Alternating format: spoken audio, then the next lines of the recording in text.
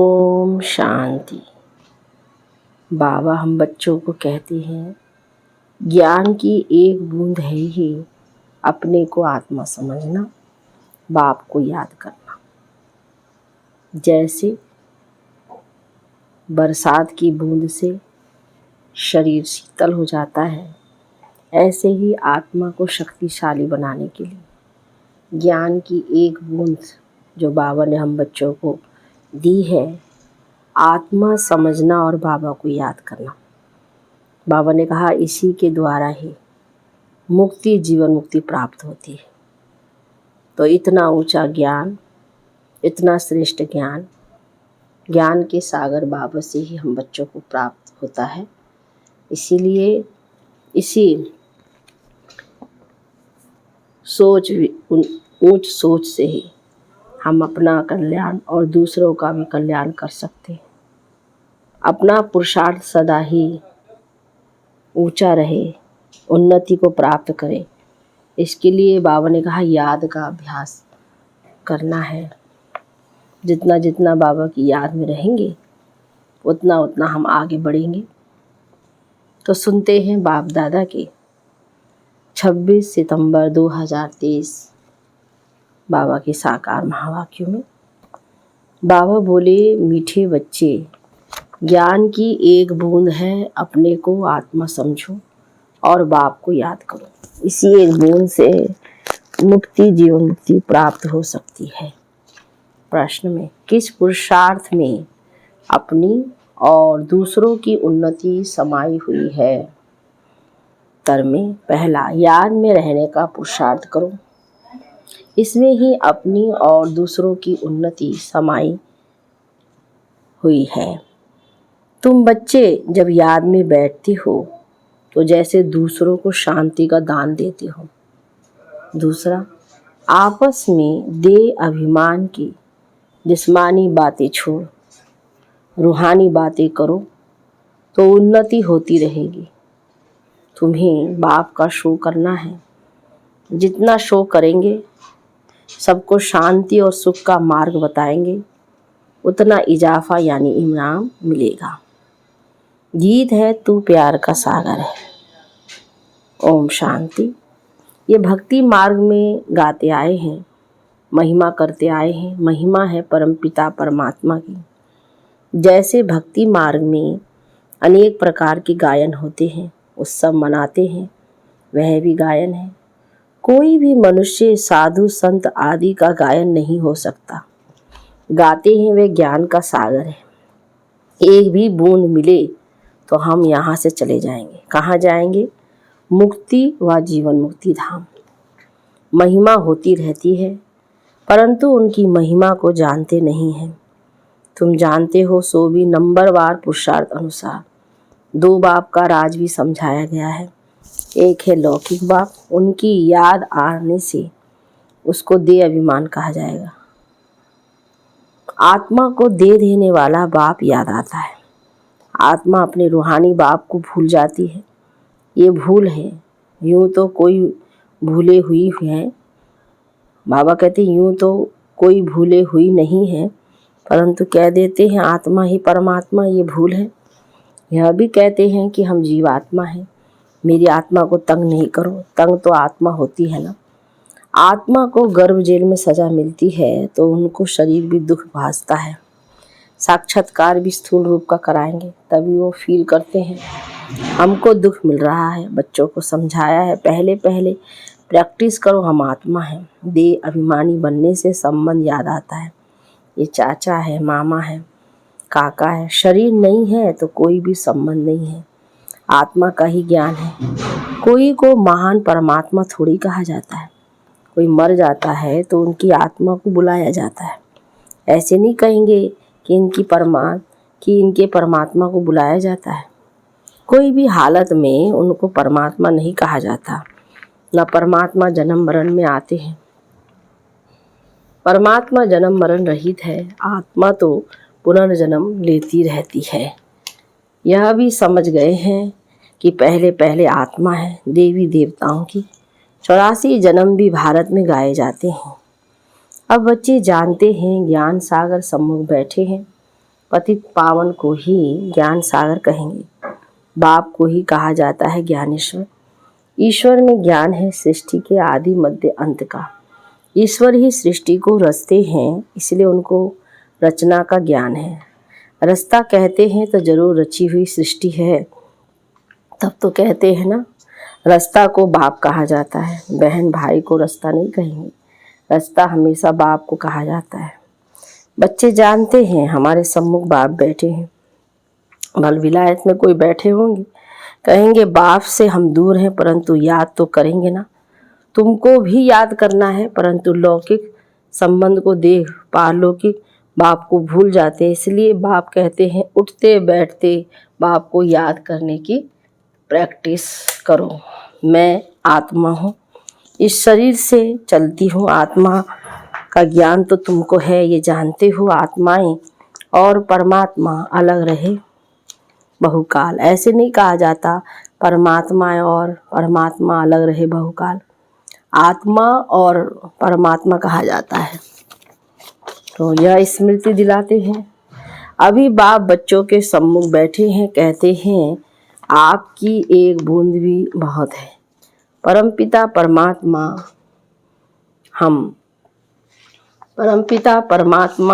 हम आत्माओं का बाप है, बस इसको ज्ञान कहा जाता है। ऐसे और कोई को भी कहने की हिम्मत नहीं आएगी कि तुम सब आत्माओं का मैं बाप हूँ, जिसको ही ज्ञान सागर पतित पावन कहते हैं।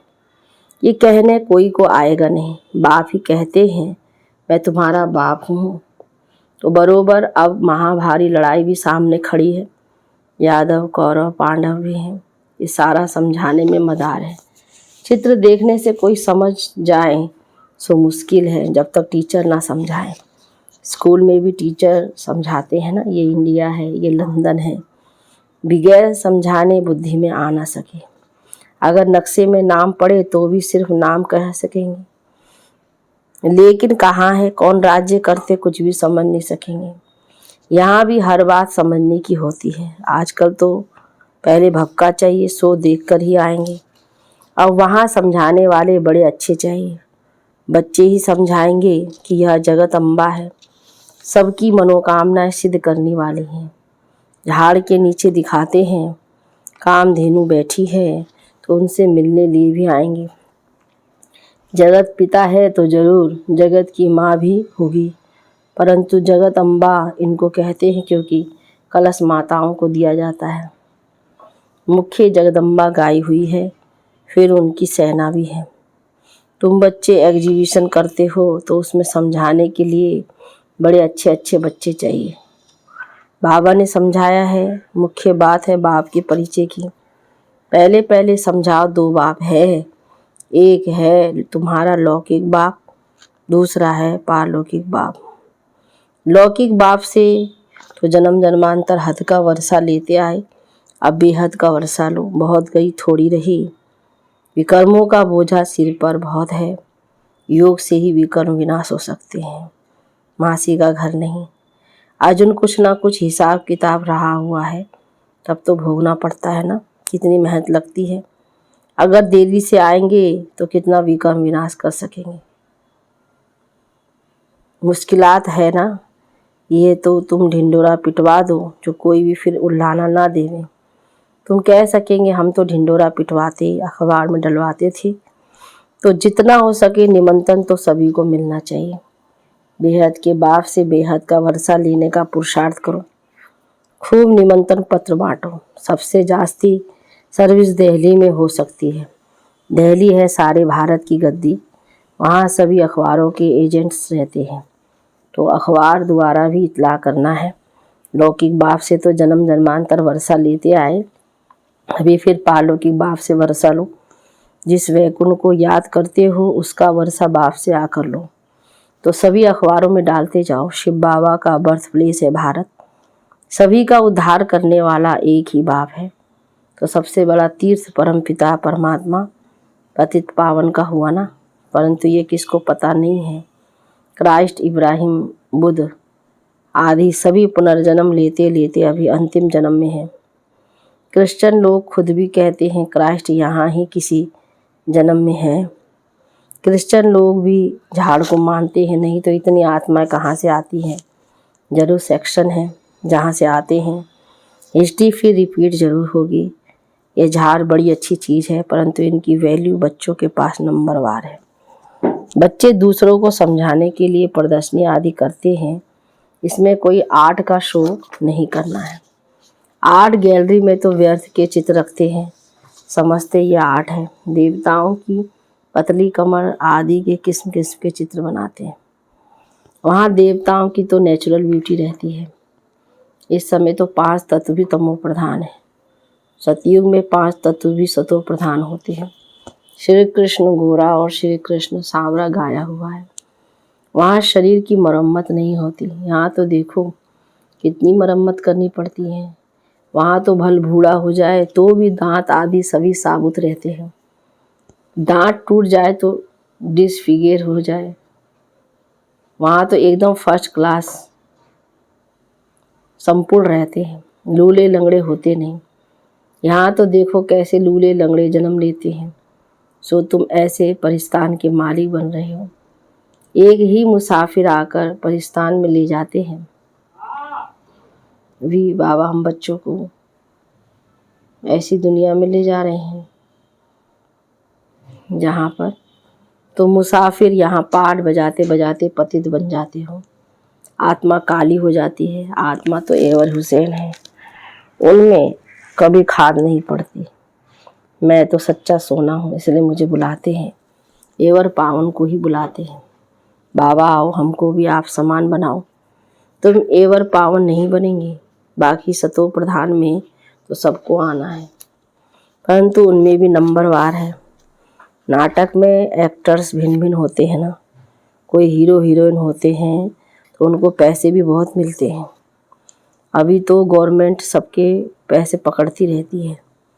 कहा जाता है किनकी दबी रहेगी धूल में, किनकी राजा खाए। सफली होगी वह जो खर्चे नाम धनी के लगाए, क्योंकि धनी आया हुआ है स्वर्ग की स्थापना करने। जो बाप के मददगार बनेंगे उन्हों का ही सेफ रहेगा।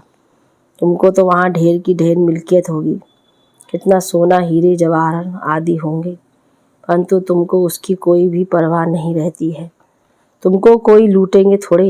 हीरे सोने आदि की खानियाँ सब तुमको नई नई मिलेगी। पत्थरों मुआफिक हीरे पड़े होंगे, सब तुमको मिल जाना है। जैसे ईंटों के महल बनते हैं, वहाँ सोने के महल बनाते होंगे, फिर बनाते रहेंगे। धनवान प्रजा भी सोने के महल बनाएगी। जो पूरे दानी बनते हैं वह भी सोने के बनाते हैं। तो बाबा सब बातें बतलाते रहते हैं। ऐसे भी नहीं कहते तुम भूख मरो। बच्चों आदि को भी संभालना है। रास्ता का फर्ज है संभाल करना। दुखी नहीं करना है, भूख नहीं मरना है, रहम दिल बनना है। मनुष्य कितने दुखी हैं जानते हो। फेमन पड़ेगा तो बहुत दुखी होंगे, त्राही त्राही करेंगे, फिर जय जयकार होगी। सब आत्माओं को सुख मिल जाएगा। बाप है ही दुख हरता सुख करता। सुख है दो, एक शांति धाम में रहना और दूसरा सुख धाम में रहना। सुख धाम में पवित्रता सुख शांति सब है। बाप कहते हैं मैं कल्प कल्प आता हूँ जब मनुष्य बहुत दुखी हो जाते हैं। मेरा पाठ ही उस समय का है, इसलिए मेरा नाम ही है दुख हरता सुख करता, सर्व का शांति दाता सुख दाता। तुम जानते हो हम बाबा के साथ सबको शांति का दान देते हैं। जितना याद में रहेंगे उतना औरों को दान देते रहेंगे। फिर नॉलेज देते हैं सुख के लिए। तो बच्चों को माता पिता का शो करना है। जितना शो करेंगे सुख शांति का मार्ग बहुतों को बताएंगे तो इजाफा मिलेगा। बाबा तुमको कितना सब नई दुनिया की नई नई बातें सुनाते हैं।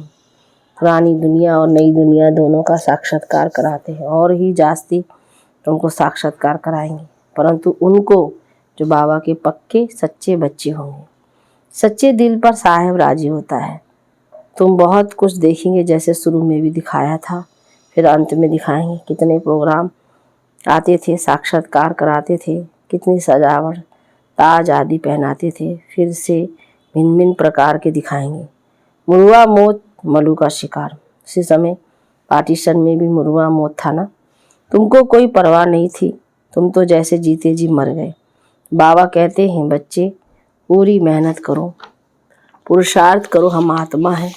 एक दो से भी रूहानी बातें करते रहो, जिस्मानी देहाभिमान की बातें खत्म। जो आश्चर्यवत भागंती हो जाएंगी वह ये सब नहीं देखेंगे। पास्ट भी तुमने देखा और जो नया होगा वह भी तुम देखेंगे। मेहनत करो। मीठे मीठे बच्चों को बाप बहुत प्यार करते हैं। प्यारे बच्चों को बहुत प्यार मिलता है। जो अच्छी सर्विस करेंगे उनको प्यार भी मिलेगा, पद भी मिलेगा। भूलो नहीं, हम आत्माओं को निराकार परमपिता परमात्मा शिक्षा दे रहे हैं, स्वर्ग का वारिस बना रहे हैं। दैवी गुणवान बनना है। आगे तो सब में आसुरी गुण थे, अब बाबा सम्मुख बैठे हैं। जिससे वर्षा मिलता है उनसे लव रहता है, दलाल से नहीं। दलाल तो बीच में हुआ, सौदा तुमको उनसे मिलता है। तो बाप को याद करो, दे अभिमान को छोड़ते जाओ। मेरा तो एक बाबा, दूसरा कोई भी देहधारी याद ना आए। ये तो बाबा पुरानी बूट में आए हैं, मैंने यह लोन लिया है। कल्प पहले भी ये अक्षर कहे होंगे, अब भी कह रहे हैं। आज के ही दिन तुमको ये समझाया था, फिर समझा रहा हूँ।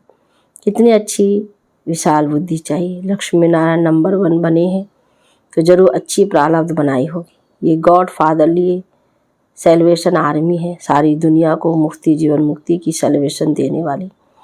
सर्व का सदगति दाता राम, गति में तो जाना ही है सारी दुनिया को। अच्छा, मीठे मीठे सिकिला दे बच्चों प्रति माता पिता बाप दादा का याद प्यार और गुड मॉर्निंग। रूहानी बाप की रूहानी बच्चों को नमस्ते, रूहानी बच्चों की रूहानी बाप दादा को गुड मॉर्निंग। नमस्ते बाबा, नमस्ते। धारणा के लिए मुख्य सार में बाप के साथ सारे विश्व को शांति का दान देना है। बाप समान दुख हरता सुख करता बनना है। दूसरी पॉइंट में एक बाप से पूरा लव रखना है। आपस में देह अभिमान की बातें नहीं करनी है, रूहानी बातें करनी है।